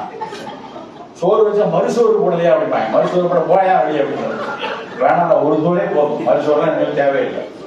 அந்த சோறு வெள்ளை இருக்க வேண்டாம். அந்த சோறு கருப்பு கவுனியா இருக்கலாம், மாப்பிள்ளை சம்பா சிவப்பா இருக்கலாம், காட்டு யானமா இருக்கலாம், தூய மல்லியா இருக்கலாம். ஏன் சார் இதெல்லாம் முன்னாடி எவ்வளவு நாளா வெள்ளச்சோறு சாப்பிட்டோம், வெள்ளச்சோறு சாப்பிட்டதுனாலதான் நிறைய சிக்கல் வர ஆரம்பிச்சு. ஒரு காலத்துல ஒரு 300 வருஷத்துக்கு முன்னாடி, 1700 முன்னாடியே நம்மளுடைய பிரதான உணவுகள் இதுதான் இருந்துச்சு. சிறுதானியங்களும் மரபு உணவுகள் தான் இருந்துச்சு. அரிசியும் கோதுமையும் முன்னிலைப்பட்டதுக்கு காரணம் அதை வைத்திருந்தவர்களுடைய பண பலம், அதை வைத்திருந்தவர்களுடைய அரசியல் பலம், அந்த அந்த அதை மட்டும் அதுக்கு நீங்க ஒரு லாமிட் ஸ்மெல் அப்படின்னு ஒருத்தர் எழுதியிருக்காரு, ரொம்ப how to feed the world அப்படின்னு ஒரு புக்கு படிச்ச ஆச்சரியமா இருக்கு. 6000 தானியங்கள் உலகத்துல இருந்துச்சான். ஆனா 8 தானியங்கள் தான் உலகம் முழுக்க இன்னைக்கு ஆட்சி பண்ணிட்டு. அதே அந்த 6000 இதே மாதிரி வரக்கூடியதுதான். ஆனா ஏன் வரல அப்படின்னு யோசிச்சு பார்த்தா அந்த 8 தானியங்களுக்கு பின்னாடி பெரிய பெரும் பலம் இருக்கு. அரசியல் பலம் இருந்திருக்கு, ஆளுமை பலம் இருந்திருக்கு, பண பலம் இருந்திருக்கு, ஆதிக்க பலம் இருந்திருக்கு, ஜாதிய பலம் இருக்கு. இதெல்லாம் இருந்ததுனால அதை மட்டும் டெக்னாலஜியை வச்சு டெவலப் பண்ணி போஸ்ட் ஆர்டர்ஸ் டெக்னாலஜிஸ் அது இதுன்னு கொண்டு அதுக்கு ஒரு எக்ஸ்போர்ட் அதுக்கு ஒரு இது வந்தோடனே மொத்தமா அது வலுவளர்ந்து முழுக்க வெறுமனா நம்ம வந்து வெள்ளச்சோரை சாப்பிட்டுட்டு இருக்கோம். வெள்ளச்சோறும் அப்படியே குளுக்கோஸ் குப்பிகள் தான். அது வெறுமனா நீங்க பாலிஷ் பண்ணி பட்டை தீட்டி அரிசியா இருந்ததுன்னா அது வெறும் குளுக்கோஸ் குப்பியாக மாறிடும். ஸோ உங்களுடைய சோறுங்கிறது கொஞ்சம் மாப்பிள்ளை சம்பா, கொஞ்சம் கருப்பு கவுனி, அந்த மாதிரி மரபு தானியங்களை உணவுல சேர்த்துக்கலாம். அதுல இருக்கக்கூடிய அந்த நிறமீச்சத்துக்கள் ஒன்னொன்னு ஏதாவது ஒரு குட்டி மருத்துவ குணங்கள் உடையதா. கருப்பு கவுனி ஏன் கொண்டாடுறோம்? ஃபோர்பிடன் ரைஸ் அப்படின்னு சைனா வந்து வச்சிருந்தாங்க. ஃபோர்பிடன் ரைஸ்னா ஒன்லி மன்னர்கள் மட்டும் தான் சாப்பிடணும், வேற யாராவது தட்டில் போட்டு தூக்கி உள்ள வச்சிருவானுங்க. அப்படிதான் வைத்திருந்திருக்காங்க. ஏன்னா அவ்வளவு ரகசியமா பாதுகாக்கப்பட்டிருக்கு அந்த லெகசி, வேற யாருக்கும் கிடைச்சிடக்கூடாது. ஏன்னா அந்த கருப்பு கவுனியில இருக்கு, அதுல இருக்கக்கூடிய ஆந்தோசைன் அப்படிங்கிற அந்த ஆல்கலைடு தான் அந்த கருப்பு கலர். அது புற்றுநோய் வரைக்கும் தடுக்கிறதுக்குரியதாக இருக்கிறது. அதை பார்த்ததுக்கு முன்னாடி அது நம்ம ஊர்லயும் இங்க இருக்கடா கவுனின்னு அவன் நம்ம ஏன் பயன்படுத்தக்கூடாதுன்னு ஆரம்பிச்சதுதான் அதை திரும்ப ப்ரொபகேட் பண்ண ஆரம்பிச்சு. அதே மாதிரி மாப்பிள்ளை சம்பால இருக்கக்கூடிய சிகப்பு நிறம் லைகோபின் ஒரு சத்து. ஆண்கள்ல முதுமைக்குள்ள போகக்கூடிய ஆண்கள்ல நிறைய பேருக்கு ப்ராஸ்டேட் என்லார்ஜ்மெண்ட் இருக்கும். பெனைன் ப்ராஸ்டேட் ஹைப்பர்ட்ரோஃபிங்கிறது ஒரு பிரச்சனையும் கிடையாது. அது வந்து 1க்கு 2 தடவை ராத்திரி எழுந்து போக வேண்டியிருக்கும், அவ்வளவுதான். அதை தாண்டி பிரச்சனை இல்லை. ஆனா ஒரு சிலருக்கு அது வந்து கேன்சர் ப்ராஸ்டேட்டா மாறலாம். அப்படி பினைன் ப்ராஸ்டேட் ஹைப்பர்ட்ரோஃபி கேன்சர் ப்ராஸ்டேட்டா மாறாம இருக்கிறதுக்கான ஒரு சத்து லைகோபின். சிகப்பு நிறம் கொடுக்கக்கூடிய அந்த தக்காளி பழத்துக்கு மேல இருக்கிறது, மாதுளம் பழத்துல உள்ளது, அதுதான் அந்த மாப்பிள்ளை சம்பாவுடைய சிகப்பு அரிசியிலையும். அப்போ ஒரு வாரத்துக்கு 2 நாள் மாப்பிள்ளை சம்பா எடுத்துக்கலாமே. அதை கஞ்சியாவோ மாப்பிள்ளை சம்பாவை புட்டு செஞ்சு பாருங்க, எவ்வளவு டேஸ்டா இருக்கும், பிரமாதமா இருக்கும். அவல் மிக பிரமாதமா இருக்கும். அப்படி உணவுகள்ல நம்ம எது இந்த நல்லது இருக்கா அதை நம்ம சேர்த்து உணவில் சேர்த்துக் கொள்ள வேண்டியது ரொம்ப முக்கியம். காலையில அப்படி சொல்லியாச்சு, மதியம் அறுசுவை வேணும், சோறை கண்டிப்பா குறைக்கணும். இன்னொரு ரொம்ப முக்கியமானது, பெண்கள்லாம் நாளைக்கு மகளிர் தினத்துல ஒரு முடிவு எடுக்கலாம். உங்க வீட்டுல அன்னக்கரண்டின்னு ஒண்ணு இருந்து வச்சுக்கோங்க, அதை கிழக்கு பக்கமா நின்று தலையை சுத்தி எரிச்சிருக்கேன். ஏன்னா அதை பார்த்தாலே எனக்கு பொக்லைன் எந்திரம் மாதிரியே இருக்கும். பாளமா சோறை வச்சு இனிமேல் சோறுக்கு வந்து ஸ்பூன் போட்டுருக்கீங்க, கை வலிச்சாவது கொஞ்சம் சோறை குறைச்சாம போடுங்க. சோறு எடுக்கிறதுக்கு ஸ்பூன் வச்சுக்கலாம், காய்கறிக்கு வேணா அதை மாத்திக்கலாம், டிரான்ஸ்பர் பண்ணி அன்னக்கரண்டி. சோறு குறைவா எடுத்துக்கொள்வோம், காய்கறிகள் கசப்பு நிறைய எடுத்துக்கொள்ளணும், இனிப்பு உப்பு ரெண்டையும் குறை. இனிப்பு நிறைய பேர் குறைச்சிட்டோம். இப்ப ஓரளவு மக்கள் வந்து ஸ்வீட்லாம் வேணாம்பா அப்படின்னு சொல்லிட்டோம், தெரிஞ்சு வச்சு ஸ்வீட் எடு கொண்டாடலாம், எல்லாம் ஸ்வீட் எடு திண்டாடு அப்படின்னு நிறைய. அதனால இப்ப யாரும் இனிப்பு எடுக்கிறது இல்லை. ஆனா பிரச்சனை என்னன்னா உப்பு நிறைய இன்னைக்கு வரைக்கும் எடுத்துட்டு இருக்காங்க. உலகத்திலேயே உப்பு அதிகமா சாப்பிடுற கூட்டமும் நம்ம தான். ஒரு நாளைக்கு ரெக்கமெண்டட் சால்ட் வந்து பர் டே வந்து 4 கிராம் தான். World wide recommended salt 4 gram தான். ஆனா நம்ம 8 கிராம் சாப்பிடலாம். நீங்க இப்ப யோசிச்சு பாருங்க, நம்ம வீட்டுல 1 கிலோ உப்பு பாக்கெட் வாங்கினா ஒரு மாசம் 4 பேர் இருக்க வீட்டுல ஒரே மாசத்துல காலி ஆயிடும். அப்ப ஆவரேஜா 250 கிராம் பர் டே எடுக்கிறோம். உப்பு எல்லா காய்கறி கீரை எல்லாத்துலயும் உப்பு இருக்கு, டூத் பேஸ்ட்லயே உப்பு இருக்கு. எதுக்கு நமக்கு வந்து உப்பு தனியா பழகிட்டோம், உப்பு போட்டு போட்டு பழகி. அதனாலதான் நல்லா புரிஞ்சுக்கணும், வேர்ல்டு வைடு டயபெட்டிக்ல வரக்கூடிய ரீனல் டிசீஸ் அதிகமா இருக்கிறது நம்ம நாட்டுல தான், தமிழ்நாட்டுல தான் மிக அதிகமா இருக்கு. நான் பல நாடுகளுக்கு போறேன், வெளிநாடுலாம் போனேன், எல்லார் வீட்டு ஃப்ரிட்ஜ்லயும் உள்ள அடையாளம் போனே உட்காந்துருக்கு. அப்படியே வந்து தொக்கு ஊறுகாய் டப்பாவா இங்க வச்சிருக்காங்க. இங்க இருந்து போறவங்கலாம் வாங்கிட்டு போய் அடைச்சு இல்ல வீட்லயே செஞ்சுட்டு போய் அடைச்சு வச்சிருக்காங்க. தயவு செய்து எல்லாத்துக்கும் வெளியே போடுங்களா, ஏதோ ஒரு நாளைக்கு ஆசைக்கு சாப்பிட்டா பரவாயில்ல, தினமா எடுத்து ஊறுகாய் எல்லாம் மோசடி சாப்பிட மாட்டேங்கிறாங்க பல பேர். அது எப்படி ஊறுகாய் தொட்டா தானே, வேண்டாம். நமக்கு உப்பு வந்து ரொம்ப ரொம்ப ஆகும். உப்பில்லா பண்டம் குப்பையிலே அப்படின்னு எல்லாரும் உடனே ஒரு நல்ல புத்தகம் பார்த்தேன். புத்தகத்துடைய பேர் மறந்து போச்சு, ஜெயமோகன் எழுந்த புக்கு 100 குதிரைகள். அந்த புத்தகம் ரொம்ப அட்டகாசமான புத்தகம். ஒருத்தர் வந்து சித்தராகணும் அப்படின்னு சொல்லி, ஒரு தமிழ் வாத்தியார் வந்து சித்தராகணும்னு சொல்லி தெரிஞ்சுட்டு பயங்கரமா வந்துட்டு இருப்போம். உண்மையிலேயே ஒரு சித்தர் ஒருத்தர் மலை மேல இருப்பார், அவனை மேல வர சொல்லி அப்படிப்பார். அது கொட்டான் வெயில், கடுமையான வெயில். அந்த மலைன்னா நம்ம நினைக்கிற மாதிரி ரொம்ப குளிரான மலையெல்லாம் கிடையாது. வெறும் மொட்டை பாறை. மேல வரைக்கும் வேணா 4 கிலோமீட்டர் வேர்த்து விறுவிறுத்து அந்த ஆள் போய் மேல நின்னோடனே சரி நீ இப்ப கீழே போ அப்படின்னா, இது உன்னைய பார்க்க தனியா அவ்வளவு தூரம் வந்தேன். ஏன் அப்படின்னா அவர் சொல்றாரு உப்பில்லா பண்டம் குப்பையிலே அப்படின்னா. அந்த புஸ்தகம் படிச்சோன்னா எனக்கு அப்படி ஒரு சிந்தனை இருக்கா அப்படின்னு. உன் உடம்புல இருந்து வேர்வை வெளியே வந்து உப்பு வெளியே வந்தாதான் நீ நல்லது. ஏன்னா உன் உடம்பு குப்பை, முதல்ல போய் வேலை செய்ய அப்படின்னு சொன்னதுதான் உப்பில்லா பண்டம் குப்பையிலே அப்படின்னு ஜெயமோகன் எழுதிப்பார். அவரோட கற்பனையா இல்ல அந்த சித்தர் சொன்ன கற்பனையா தெரியாது. But is phenomenally fantastic phrase. I like it. உடம்புல இருக்க உப்பு வெளியே தரணும். உப்பு இல்லாம போச்சுன்னா நம்ம உடம்பு குப்பைக்கு போயிருங்கிறது வேணா உண்மை. சாப்பாடுல கொண்டு போய் உப்புக்கு மேல இன்னும் உப்பு போட்டு இன்னும் கொஞ்சம் உப்பு போட்டு குழம்பு காயில போடுறது பெரிய தப்பு. 6 சுவை வேணும். இனிப்பும் உப்பும் அளவோடு இருக்கணும். கசப்பும் துவர்ப்பும் கூட இருக்கணும். புளிப்பு காரம் மிதமாக இருக்கணும். மிதமாக இருக்கணும். அப்படி உணவை நம்ம வைத்துக் கொள்ளலாம். இறுதியாக இரவு உணவு. இரவு உணவு ரொம்ப ரொம்ப முக்கியமான விஷயம். நம்மகிட்ட பல பேர் பண்றது வந்து நமக்கு பின்னாடி இப்ப கூட காசு இருக்கு, ஒரு மீட்டிங் முடிஞ்சு. இப்ப என்னன்னா நாங்க சின்ன பிள்ளையா இருக்கும்போது இப்படியான விருந்து உணவுகள்ங்கிறது ஒரு 6 மாசத்துக்கு ஒருக்கு கிடைச்சா பெரிய விஷயம், இல்ல வருஷத்துக்கு ஒருக்கு கிடைச்சா ஒரு விஷயம். ஆனா நம்ம நிலைமை என்னன்னா இன்னைக்கு வாரம் வாரம் கிடைக்குது. சனிக்கிழமை மீட்டிங் இருக்கு. எங்க போனாலும் இரவு உணவுங்கிறது வந்து ஒரு விருந்து உணவாக இருக்குது. இரவு உணவு அப்படிங்கிறது எனக்கு சின்ன பிள்ளைல ஞாபகம். எங்க வீட்டுல இரவு உணவு அப்படின்னா ஏமா ராத்திரி என்ன அப்படின்னா மத்தியானம் என்ன மீதியோ அதான் ராத்திரி உணவு. சாதம் மீந்திருக்கும், மோர்ச்சோறு வச்சு சாப்பிட்டுக்கிடா அப்படிம்பாங்க. அப்பளம் வச்சு கொடுத்தாங்கன்னா அன்னைக்கு அபூர்வமா இருக்கும். அம்மா அப்பாக்கு சமாடா அன்னைக்கு. சில நேரத்துல ரொம்ப ஆசையோட ரசம் வச்சு கொடுத்துருவாங்க. அதுதான் இரவு உணவினுடைய மதியத்தின் மீதி இரவு உணவு. அப்படித்தானே என் மேல பல பேர் இருந்தோம். இன்னைக்கு வீட்டுல போய் சொல்லி பாருங்க, மத்தியானம் மீதி இருக்கு போய் தட்டில் போய் சாப்பிட்டுக்குவாங்க. குறவெறி ஆடுறாங்க பிள்ளைங்க. அது எப்படி உப்மாலாம் சொன்னா அவ்வளவுதான் வெறித்தனம் வந்துடும். உடனே டக்குன்னு போன் எடுத்து ஸ்விக்கியில ஆர்டர் பண்றேன், சொமேட்டோல ஆர்டர் பண்றேன். அவன் என்ன ஸ்விக்கியில ஆர்டர் பண்ணும்போது சிவராமன் வந்து கம்பங்கூழ் சொல்லியிருக்காரு, அதை போய் பாப்பனா போடுவான்.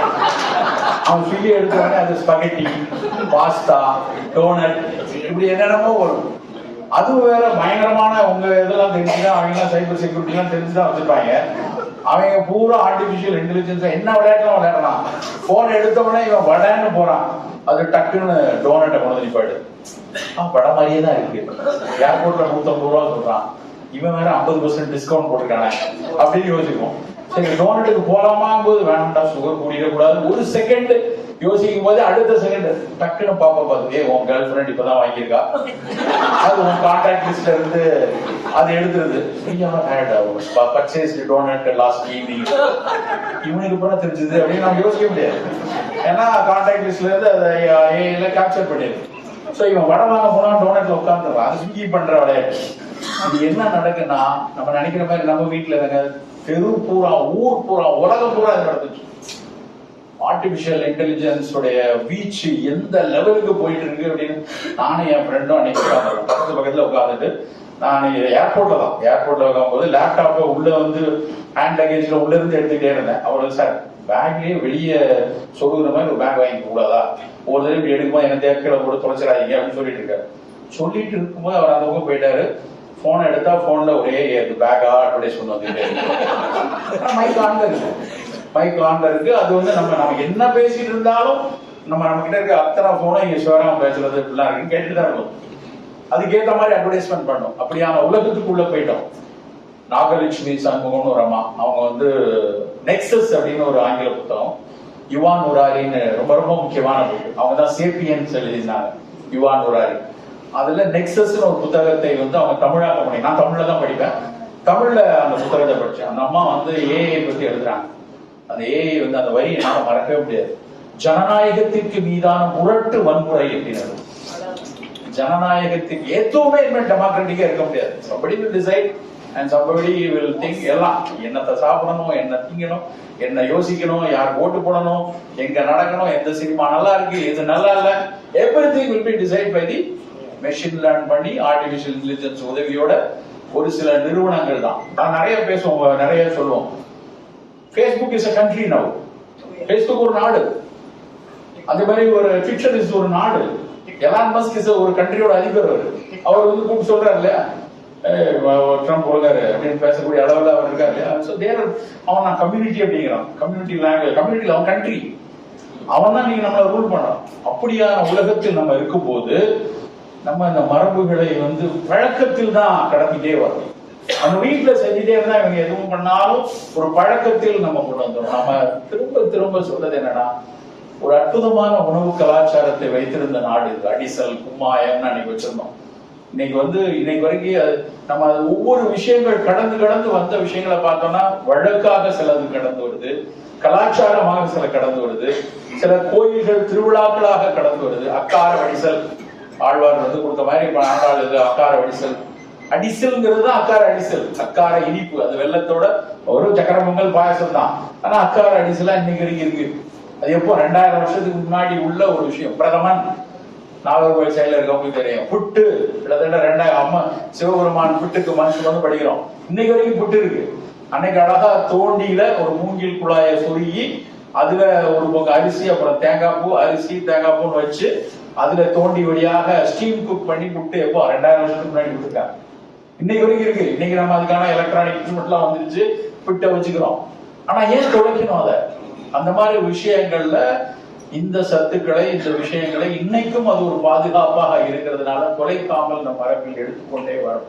எவ்வளவு இந்த ஆர்டிபிஷியல் விஷயங்கள் வந்தாலும், எத்தனை குப்பை உணவுகள் வந்தாலும், எத்தனை ஸ்விக்கி சொமாட்டோக்கள் வாசல நின்றாலும், நம்ம சில கரைகளை எடுத்துக்கொண்டால் மட்டும்தான் இந்த நோய் கூட்டங்கள் வராமல் காத்துக்கொள்ள முடியும். நம் குழந்தைகள்ல 25 வயசு 30 வயசுல டயபெட்டிக் வரக்கூடியவங்க எக்கச்சக்கமா இருக்காங்க. நான் ஒரு மருத்துவனாக நான் 90, 92, 93 பிராக்டிஸ் ஆரம்பிக்கும் போது கேன்சர் அப்படிங்கிற வார்த்தையே பயமுறுத்தும். ஒரு மாசத்துக்கு ஒருத்தர் 2 பேர் வருவாங்க. வரும்போதே ஒரு பெரிய ஃபைல் எடுத்து வருவாங்க. சார் அலோபதி, ஹோமியோபதி, வெங்கடாச்சலபதி எல்லாம் பார்த்துட்டு வந்தேன், ஏதோ நாட்டு வைத்தியத்தில் உங்கள்கிட்ட ஏதாவது இருக்கான்னு கேட்க வந்தேன், அப்படிதான் வருவாங்க. யோன் பிலீவ், இன்னைக்கு நான் ஒரு நாளைக்கு 50 பேஷண்ட் பாக்குறேன். 10 to 15 பேர் புதிய புற்றுநோயாளிகள், புதிய நியூ கேன்சர் பேஷண்ட். 10 to 12 பேர். நான் ப்ராப்ளமா இருக்கிறதுனால கொஞ்சம் நிறைய பேர் வராங்க, இல்லைன்னு சொல்லல. நான் நிறைய ஆங்காலஜிஸ்ட் கேட்பேன், சார் உங்களுக்கு எல்லாம் பேஷண்ட்ஸ் எப்படி கூடுது? இப்ப நிறைய நியூலி டயக்னோஸ்டா இருக்கிறதுனால, வேகமா டயக்னோஸ் பண்றதுனால, ஏர்லியர் டயக்னோஸ் பண்றதுனால கேன்சர் நிறைய இருக்கான்னு கேட்பேன். நோ, ரியலாவே இன்சிடென்ட்ஸ் கூட தான். அதுவும் AYAன்னு சொல்லுவோம், அடலசன்ஸ் அண்ட் யங் அடல்ட்ல தான் அதிகமா இருக்கு. பெண்கள்ல மார்பக புற்றுநோய்ங்கிறது நாங்க படிக்கும் போது பாலூட்டாத நன்ஸ் அண்ட் நான் லாக்டேட்டிங் மதர்ஸ்க்கு வரலாம் அப்படின்னு தான் நாங்க படிச்சோம். இன்னைக்கு நேஷனல் கேன்சர் ரெஜிஸ்டர் எடுத்து பாத்தீங்கன்னா 30 to 35 வயசுல பாலூட்டிய, சில இடத்துல பாலூட்டி கொண்டிருக்கிற பெண்களுக்கு வருது. என்ன ஆச்சு? 25 வருஷம் தான் ஆச்சு படிச்சோம். அதுக்குள்ள இவ்வளவு பெரிய டேமேஜ் வருது அப்படின்னா என்விரான்மெண்டல் ரீசனும் நம்ம டயட் ரீசனும் தான் மேஜர். 85%. ஜெனடிக்கல் ரீசன்லாம் 3%, 5% தான். அதுவும் கண்டிப்பா மியூட்டேட் ஆகணும்னு அவசியம் இல்லை. அம்மாவுக்கு இருந்தா பிள்ளைக்கு வரணும்னு அவசியமே கிடையாது. இருக்கு, சான்சஸ் ஆர் தேர். ஆனா ஒன்லி லைஃப் ஸ்டைலும் ஃபுட்டும் மாறினாதான் அவங்களுக்கு வரும். 85% ஆஃப் த கேன்சர் காசஸ் என்விரான்மெண்ட்லயும் ஃபுட்லயும் தான் இருக்கு. நண்பர்களே, நீங்க ஒரு அற்புதமான ஒரு அமைப்பாக, நான் ஒவ்வொரு விஷயம் அவங்க எனக்கு நீங்க இந்த இசாகா பத்தி சொல்ல சொல்ல, ஒரு உலகத்தினுடைய ஒரு வளர்ந்த நாடுகள்ல, எல்லா வசதிகளும் இருந்த நாடுகள்ல இப்படி ஒரு அமைப்பா கூடி இருக்கிறது வேற. பட் நம்ம நாட்டுல இதை கொண்டு வரணும்னு ஒரு 40 வருஷம் முன்னாடி அழகா ரேவதி, நிறைய பேர் சொன்னீங்களா, இவங்க எல்லாம் ஒரு நல்ல விஷயம். இதை டிசமினேட் பண்ணணும், ஒன்னா ஒருங்கிணையணும், மிகச்சிறப்பான ஒரு அறிவியலை மக்களோடு சேர்ந்து பணியாற்றணும் நம்ம பண்ணிட்டு வரீங்க. இதே போல்தான் இந்த மாதிரி ஒருங்கே இணைந்து கூட்டமாக சேர்ந்து சில விஷயங்களை நாம் மாற்றியாகும். அப்படி மாற்ற வேண்டிய ஒரு விஷயம் நம்ம உணவு. நம்ம அடுப்பங்கரையில ஒரு 20 நிமிடம் கூடுதலாக செலவழித்தால் நம் ஆயுட்காலத்தில் கூடுதலா 20 வருஷம் கிடைக்கும். ஒரு சில அக்கறைகளை உங்க வீட்டு, அது ஒரு நல்ல ஒரு ஃபன் எலமெண்டா நம்ம எடுத்துட்டு போனோம். உடனே அடுப்பங்கரையா நம்ம பெண்கள்கிட்ட கொண்டு போவோம். அதுதான் நம்ம பண்ற பெரிய தப்பு. ஆண் சமைக்க வேண்டும். எந்த வீட்டுல ஆணும் பெண்ணும் இணைந்து இந்த சமையலில் ஒரு பங்கேற்று எந்த விஷயங்களை எடுத்து வராங்களோ அங்கதான் ஆரோக்கியம் மிகச் சிறப்பாக இருக்கும். அப்படியான ஒரு பங்களிப்பை நம்ம வீட்டுல அதை நம்ம வீட்டு பிள்ளைகள்ட்ட அதை பத்தி பேசணும். இப்படி நம்ம உணவை நம்ம ஒன்னொன்னையும் நல்லதா பார்த்து நம்ம பிள்ளைகளுக்கு கொடுக்கணும், நல்லதா அதை எடுத்து கொடுக்கணும். நாம் அதை பின்பற்றி நாம தான் அதுக்கு உதாரணமா இருக்கணும். நாமளும் உதாரணம். நம்ம ஒரு அக்கறையோட இதெல்லாம் செய்ய ஆரம்பிச்சா நம்ம பிள்ளை அப்படியே வருவாங்க, பேரம்பேச்சு அப்படியே வருவாங்க. சோ அதற்கு அடையாளங்களாக இருக்க வேண்டும். இறுதியாக ஒரே ஒரு விஷயத்தை மட்டும் சொல்லிவிட்டு விடைபெறுகிறேன். சக்கரை கூடுது, ரத்த கொதிப்பு கூடுது, புற்றுநோய் கூடுது, இதெல்லாம் தெரிஞ்ச விஷயம், எல்லாம் எல்லாரும் பேசிக்கொண்டே இருக்கிற விஷயம். தெரியாத விஷயம் என்ன அப்படின்னா, தெரிந்தும் அதை புரிந்து கொள்ளாத விஷயம் என்னன்னா, பெரிய அளவில் மது கூடிக்கொண்டே இருக்கிறது. மது வெறி நோய் கூடிக்கொண்டே இருக்கிறது. யோசிக்கிறதே இல்லை. எல்லாரும் வந்து அது என்ன பண்ணிருக்கு, ஆல்கஹால் வந்து சோசியல் ட்ரிங்கிங்லாம் ஒன்றும் பண்ணாது, எத்தனை பேப்பர் கதை விட்டுட்டு திரிகிறாங்க. நல்லா புரிந்து கொள்ளுங்க, எந்த ஒரு மருத்துவ கட்டுரையும், நல்லா சொல்றேன், யார் வேணுமானாலும் சவால் விடலாம். ஏதாவது ஒரு மருத்துவ கட்டுரை alcohol is good for health அப்படின்னு சொல்லிங்கன்னா ஒண்ணும் கிடையாது. சில பேர் சொல்லுவாங்க, சார் கெட்ட கொலஸ்ட்ரால் குறையும் அந்த டாக்டரே சொல்லுங்க, அந்த டாக்டருக்கு எவனா ஊசி கொடுத்துருப்பான். அப்படி எங்கேயும் கிடையாது. வெரி ரீசென்ட்லி வந்த பப்ளிகேஷன் கூட என்ன சொல்றாங்க அப்படின்னா, your problem can start from your first drop of alcohol. Sir நான் கொஞ்சமா தான் குடிப்பேன், நான் பீர் தான் குடிப்பேன், நான் வைன் குடிப்பேன், அந்த கதையெல்லாம் ஆகாது. எல்லாத்திலும் ஆல்கஹால் இருக்கு. உன்னுடைய லிவர் வந்து சசப்டபிளா இருந்ததுன்னா, ஆல்கஹாலுக்கு சசப்டபிளா இருந்தா you will end up with cirrhosis. தெரியாது அது எவ்வளவு பர்சன்டேஜ், என்ன கூட வச்சு சாப்பிடுற, அதெல்லாம் ரெண்டாவது. First thing, alcohol can damage. நம்முடைய நீங்க சாகால இருக்கீங்க, நிறைய பேரை பழகிறீங்க, நிறைய விஷயங்கள் தெரிஞ்சுக்கீங்க. உங்களுடைய குழந்தைகள், உங்களுடைய வீட்டுல ஒருபோதும் மதுவை வந்து ஏற்றுக்கொள்ளாதீர்கள். பெண்களை, மது அருந்துபவர்களை ஒருபோதும் ஏற்றுக்கொள்ளாதீர்கள். நன்றி, வணக்கம்.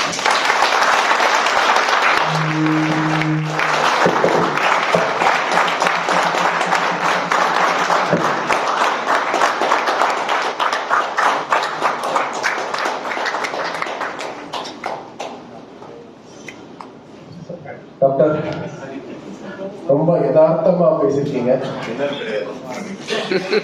நிறைய விஷயம் சொல்லியிருக்கீங்க. அண்ட் நிறைய விஷயம் நான் ஒரு யூடியூப் வீடியோ பார்த்துருக்கேன், நீங்க செயல் பண்ணிட்டு இருக்கீங்க. ஃபார் எக்ஸாம்பிள் லாஸ்டா ஒரு விஷயம் சொன்னீங்க இல்லையா, வீட்டில் இருக்கிற ஆம்பளைகளும் பண்ணணும்னு. நான் ஒரு வீடியோல பார்த்துருக்கேன், நீங்க சாம்பார் நல்லா செய்வீங்க, கரெக்டா?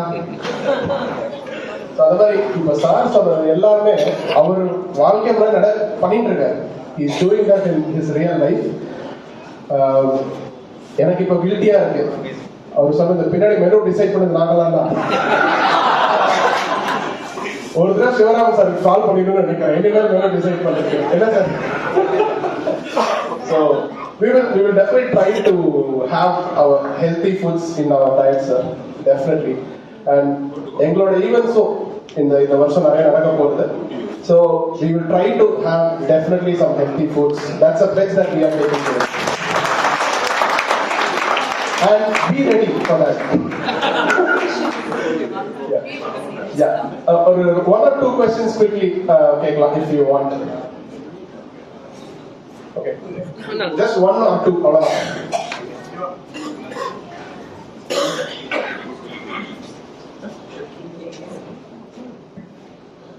டாக்டர், நீங்க நிறைய சொல்றீங்க, பட் ஆக்சுவலா இப்ப காஃபினா வீட்டில் போய் நான் கிச்சன்ல போய் பண்ணணும்னா நான் பண்ணிடலாம். இந்த கரிசலாங்கண்ணி அந்த மாதிரி இந்த வார்த்தை எல்லாம் எனக்கு புதுசு. இன்னொன்னா அது எங்க ப்ராடக்ட் கிடைக்கணும்ன்றதும் தெரியாது. ஸோ அவைலபிலிட்டி வந்து எனக்கு தெரிஞ்சு மருந்து கடையில், அதாவது நாட்டு மருந்து கடையில் கிடைக்கும்னு நினைக்கிறேன். ஆனால் ரெசிபி வந்து எனக்கு தெரியல, என் வைஃப்க்கும் தெரியாது, எனக்கு சொல்ல போனால் எங்கள் அம்மா கூட தெரியாதுன்னு நினைக்கிறேன். மேபி அந்த பழைய சோறு அந்த மாதிரி விஷயம் என்ன தெரியலாம். கடைசியில அதாவது யாராவது ஒருத்தங்க வந்து இந்த மாதிரி தெரிஞ்சுக்கணும்னு ஆசைப்படும் போது அதுக்கான புத்தகங்கள் இருக்கா, இல்லைன்னா எனக்கு வந்து யூடியூப் பார்க்கணும்னா எனக்கு கொஞ்சம் நான் அவாய்ட் பண்ணுவேன். ஏன்னா அவங்க ஒரு கதை சொல்லுவாங்க. அப்படிங்கும் போது ஒரு அத்தாரிட்டேட்டிவ் சோர்ஸ் மாதிரி ஏதாவது உங்களால் சொல்ல முடியுமா? நிறைய இருக்கு அத்தாரிட்டேட்டிவா. இப்போ வந்து கவர்மெண்ட் ஆஃப் இந்தியாவுடைய ஆயுஷ் அப்படின்னு ஒரு துறை இருக்கு. அது ஒரு மிகப்பெரிய துறை. நீங்க ஆயுஷ் வந்து அரசாங்கம் 4500 கோடி அதுக்கு வந்து பட்ஜெட் கொடுக்குறாங்க. ஆத்தன்டிக் இன்ஃபர்மேஷன்ஸ் வந்து WHO சைட் மாதிரி, உலக சுகாதார நிறுவனம் மாதிரி ஆயுஷ் சைட்ல போனீங்கன்னா சித்தா, ஆயுர்வேதா இதனுடைய எல்லா பிரிவுகளுக்கு கீழேயும் அதனுடைய உணவுகள், அதனோட விஷயங்கள், அது ஒண்ணு வெப்ப விஷயத்துல நான் சொல்றேன். அருமையான புத்தகங்கள் இருக்கிறது. புத்தகங்கள் எப்பவுமே நீங்க உங்க யூடியூப் பார்க்கலன்னு சொல்லும் போது இன்னொரு 10 வருஷம் உங்களுக்கு லைஃப் இருக்கு. ஏன்னா இந்த இன்ஸ்டாகிராம், யூடியூப்லாம் வந்து ஆயுளை குறைக்கும் விஷயங்கள். அதனால அது ஒரு நல்ல விஷயம். ஆனா நல்ல புத்தகங்களை தேர்ந்தெடுக்கலாம். எப்பவுமே புத்தகங்களை நாம கொஞ்சம் தேடிதான் தேர்ந்தெடுக்கணும். சில வார்த்தைகள் நமக்கு புதுசா இருக்கும். ரஷ்மிகா மந்தானா தெரியாது, ஆனா இப்ப எல்லாருக்கும் தேடனா டபால் கண்டுபிடிச்சு போடணும். அது மாதிரி கரிசலாங்கண்ணினா ஏதோ புதுசா இருக்கிற மாதிரி தெரியும். ஆனா அதை வந்து நம்ம தேடி கண்டுபிடிக்க முடியும். அத சில விஷயங்களுக்கான தேடல், அந்த இன்குஸ்டிவ்னஸ் இருக்கு இல்லையா, அது நமக்கு வந்து நம்ம ஹெல்த்துக்குரிய விஷயம். இன்குஸ்டிவ்னஸ் இருந்து ஒரு நல்ல விஷயத்தை தேடும் போது குப்பைகளை ஒதுக்கிட முடியும். இப்ப சமீபத்துல நாஞ்சில் நாட்டு உணவுகள் அப்படின்னு நாஞ்சில் நாடான ஒரு புத்தகம் இருக்கு. 500 ரூபாய் முதல் அந்த புத்தகம் எவ்வளவு அருமையா இருக்கு. நீங்க வந்து சவுத் இந்தியன் ஃபுட்டு வேணும்னு நினைச்சீங்கன்னா திருநெல்வேலி பக்கத்து திருநெல்வேலி அவர் வந்து கன்னியாகுமரின்னு ஒரு பிராண்ட் பண்ணி பண்றாரு, நாகர்கோவில் பண்றாரு. ஆனா நான் படிச்சு பார்த்தா அது நிறைய திருநெல்வேலி எல்லாம் சேர்ந்துருக்கு.